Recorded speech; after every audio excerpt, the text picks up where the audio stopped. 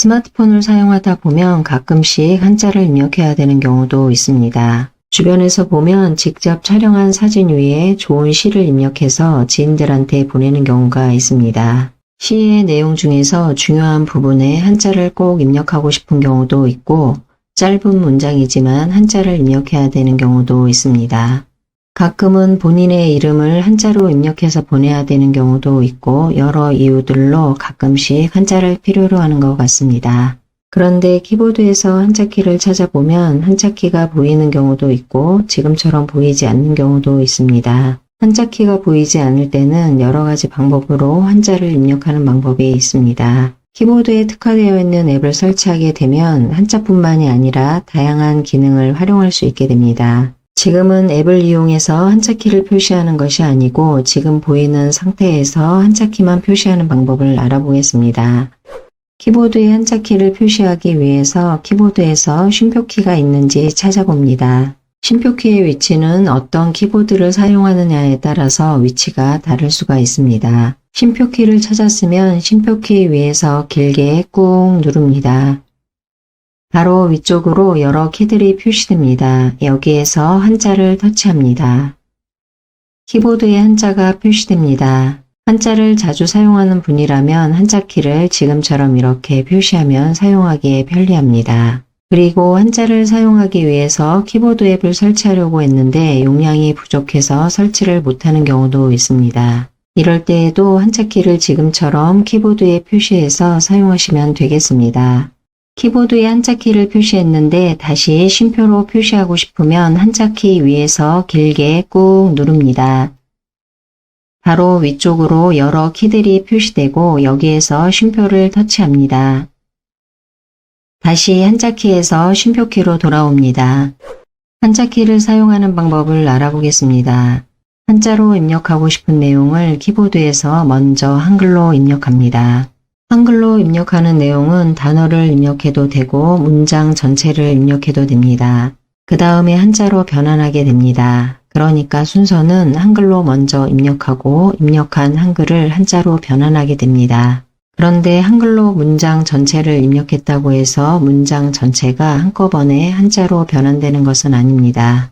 한 글자 한 글자씩 한글에서 한자로 변환하게 됩니다. 그것도 자동으로 변환되는 것이 아니고 사용자가 위치를 지정해서 알려줘야 그 한글을 한자로 변환하게 됩니다. 그 원리를 이해하고 지금은 간단하게 단어를 입력해서 한자로 변환하겠습니다.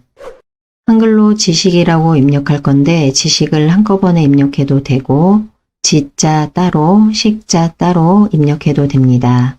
지금은 한 글자씩 입력하면서 한자로 변환하겠습니다. 키보드에서 지 글씨를 입력합니다.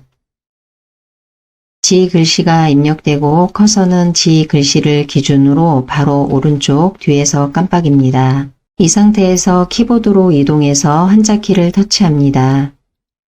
지 글씨가 입력되어 있던 입력란 바로 아래쪽으로 한자들이 표시됩니다. 여기에서 알맞은 한자를 찾아서 터치합니다. 알맞은 한자가 보이지 않으면 여기에 손가락을 두고 왼쪽으로 밀어보면서 한자를 찾아봅니다. 또는 오른쪽에 가로로 되어 있는 점 3개가 보이면 여기를 터치합니다. 그러면 더 많은 한자들을 한꺼번에 볼 수가 있고 여기에서도 화면을 위로 올리다 보면 화면에 보이지 않았던 한자까지 모두 보이게 됩니다. 알맞은 한자를 찾았다면 찾은 한자 위에서 터치합니다. 위에 입력란을 보면 한글이 한자로 바뀌었습니다. 이번에는 똑같은 방법으로 지식에서 두 번째 글자인 식자를 한글로 먼저 입력합니다. 한글로 식자가 입력되고 식 글씨 바로 오른쪽 뒤에서 커서가 깜빡입니다. 이 상태에서 키보드로 이동해서 한자를 터치합니다. 입력란 바로 아래쪽에서 한자들이 표시됩니다. 여기서도 앞의 방법과 똑같이 알맞은 한자를 찾아서 터치합니다. 알맞은 한자가 보이지 않으면 여기에 손가락을 두고 왼쪽으로 밀어가면서 한자를 찾아봅니다. 또는 오른쪽 끝에 가로로 되어 있는 점 3개가 있으면 여기를 터치해도 더 많은 한자를 볼 수 있습니다. 알맞은 한자를 찾았으면 한자 위에서 터치합니다. 두 번째 글자인 식도 한글에서 한자로 변환되었습니다. 지금처럼 이렇게 한글을 먼저 입력하고 그 다음에 한자로 변환합니다.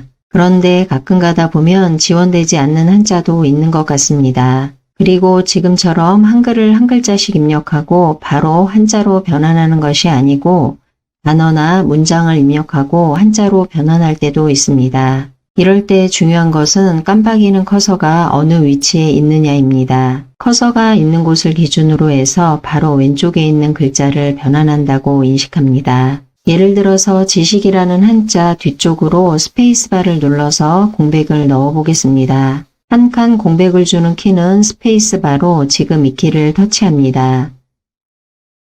스페이스바를 한 번만 터치했기 때문에 커서가 식자 바로 뒤에 있다가 한 칸만 뒤로 이동했습니다.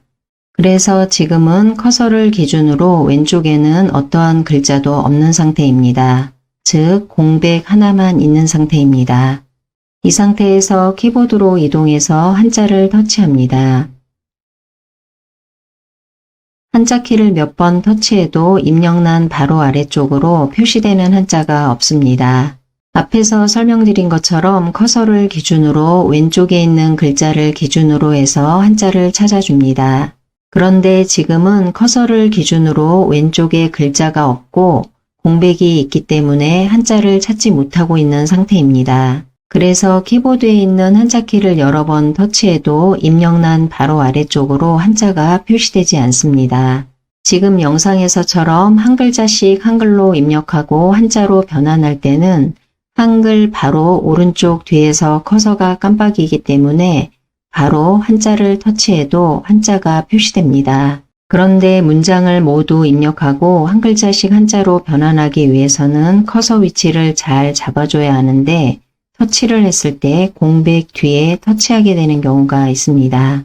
그리고 나서 한자키를 터치하게 되면 지금처럼 공백 뒤에서 커서가 깜빡이기 때문에 바로 아래쪽으로 한자가 표시되지 않습니다. 사용자들마다 또는 상황에 따라서 문장을 모두 입력하고 한 글자씩 한자로 변환하는 것이 편할 수도 있고 한 글자 입력하고 바로바로 변환하는 것이 편할 수도 있습니다.